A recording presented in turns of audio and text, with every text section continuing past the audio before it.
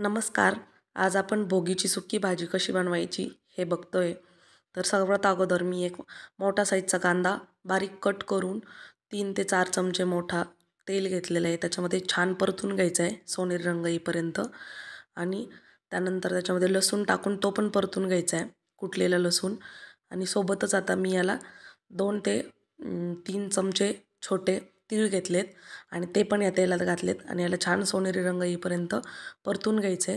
आता त्याच्यामध्ये आपल्याला हळद पावडर, धने पावडर, चवीनुसार लाल मिरची आणि घरगुती मसाला घालून छान असं परतून घ्यायचं आहे. ही प्रोसेस आहे ही लो मीडियम हीटवरच करायची आहे. मसाला जो आहे आपला तो करपला नाही पाहिजे, नाहीतर भाजीची चव बिघडते. आणि आता याच्यात थोडीशी कोथिंबीर घालायची आहे.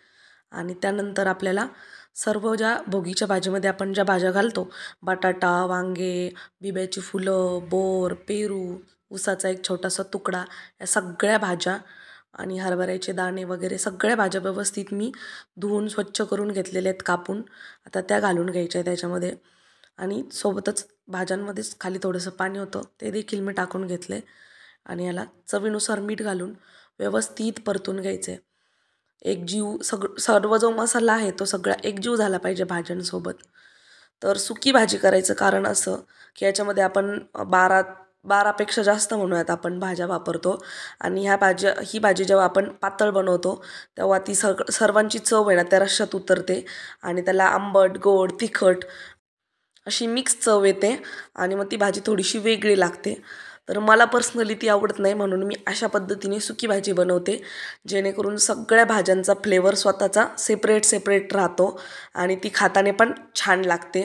तर याला झाकण ठेवून आपण एक 15 मिनिट शिजून घेणार आहे. तर मध्ये मध्ये याला मिक्स पण करायचं आहे, हलवून घ्यायची छान भाजी, नाहीतर भाजी करपू शकते. सुकी भाजी आहे, पाणी पण थोड्याशाच प्रमाणात आपण वापरले त्याच्यामुळे. तर इकडे एक 7-8 मिनटानंतर मी छान भाजीला मिक्स करून घेतली आहे आणि झाकण ठेवून पुन्हा शिजवणार आहे. तर तुम्हाला माझे व्हिडिओ आवडत असतील तर चॅनलला सबस्क्राईब करा आणि हो व्हिडिओला देखील लाईक करा. सोबतच आपल्या चॅनलवर तिळाची चिक्कीची रेसिपी अपलोड केलेली मी संक्रांतीसाठी. आणि त्याचबरोबर हळदी कुंकवासाठी डेकोरेशन कसं करायचं आहे 10 मिनटात याचा पण व्हिडिओ अपलोड केलेला आहे, तो देखील बघा. आणि 15 मिनटं शिजवल्यानंतर भाजी छान शिजून तयार झालेली आहे. इकडे लाईट गेली होती, सो आता भाजी दिसायला थोडीशी वेगळी दिसते कारण की अंधार आहे. सकाळी लवकरच भाजी बनवली होती मी, म्हणजे सकाळी शूट केलेला आहे हा व्हिडिओ. आणि यातल्या सगळ्या भाज्या छान अशा शिजल्या आहेत, मी चेक करून घेतल्यात. वाटाणा शिजला आहे, बटाटा, वांगं, सोबत गाजर, सगळ्या भाज्या छान शिजल्यात. आता या स्टेजला आपण गॅस बंद करणार आहे. आणि तुम्ही बघू शकता किती सुंदर दिसतीये ही भाजी. तर इकडे मी त्याचा एक फायनल फोटो पण दिलेला आहे. तुम्हाला ही भाजी कशी वाटली मला कमेंट करून नक्की कळवा. धन्यवाद.